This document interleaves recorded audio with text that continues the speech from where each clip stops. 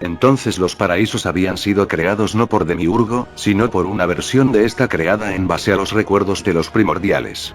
Eso explicaba muchas cosas pero nada de lo esencial.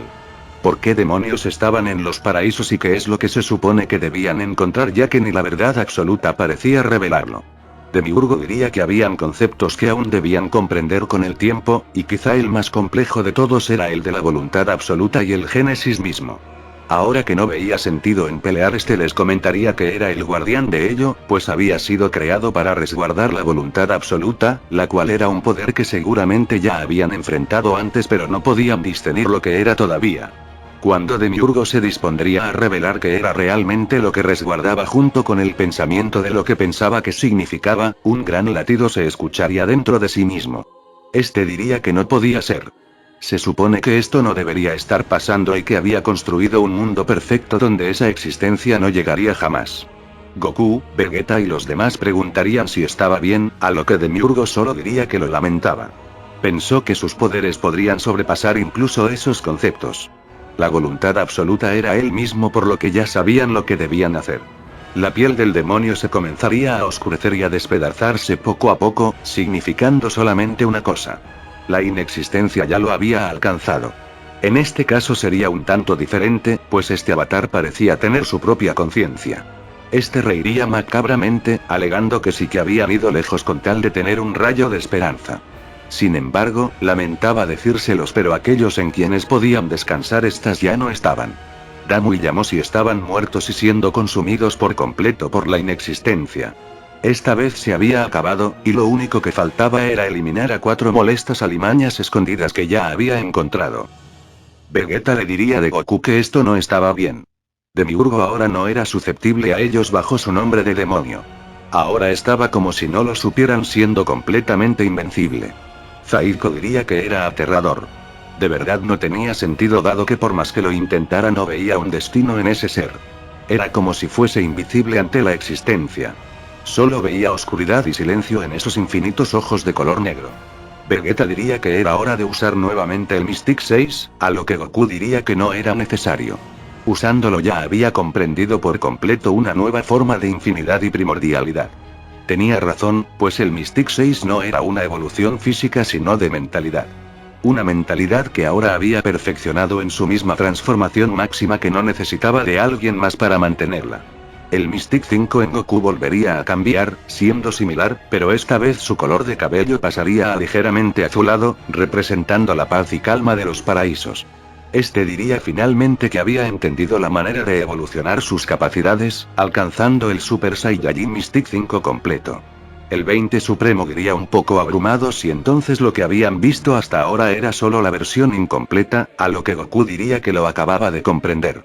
Los Mystic usualmente siempre se estabilizan con una energía externa a la suya, y esta era en este caso la de los paraísos. Su poder era prácticamente equiparable a lo que habían visto del Mystic 6, pero sin que ésta dependiera de Vegeta. Por ello, ahora sería permanente. Cada movimiento de Goku haría que el paraíso soltara ráfagas de infinito poder, diciendo que no importaba, que era el momento de llegar al fin de todo.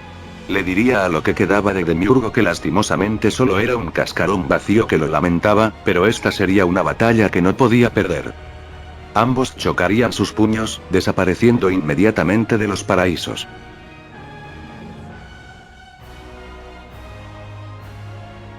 Todo quedaría en silencio, pensando los demás en qué había pasado y a dónde habían ido. Goku y Demiurgo aparecerían en un lugar idéntico a los paraísos, pero infinitamente oscuro. Como si estos fuesen una versión corrupta contaminada por la inexistencia. El avatar de Demiurgo diría que lo felicitaba, estaba realmente cerca de ser otro primordial absoluto, escalando muy rápidamente hacia el eslabón existencial final de la existencia mortal. Con el poder que tenía ahora, muy probablemente ya podría hacerles frente a los otros dos, pero lastimosamente para él terminaría de la misma manera. Goku solo preguntaría qué demonios había pasado con Damu y Yamoshi y dónde los había dejado.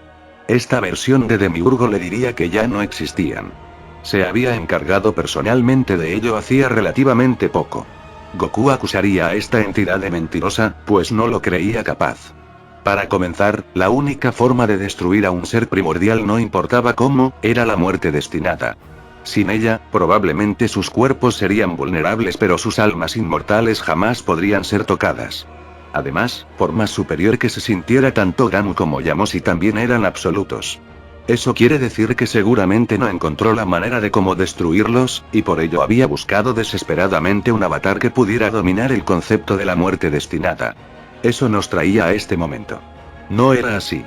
Demiurgo aplaudiría, alabando el control tan sofisticado de la verdad absoluta. No habían palabras que lo pudieran engañar ahora por lo que veía. Goku lo maldeciría, diciendo que quizá para él era el plan final, pero ahora no dejaría que se escapara por nada. La batalla se reanudaría, donde realmente el Mystic 5 completo demostraría lo mismo que el Mystic 6.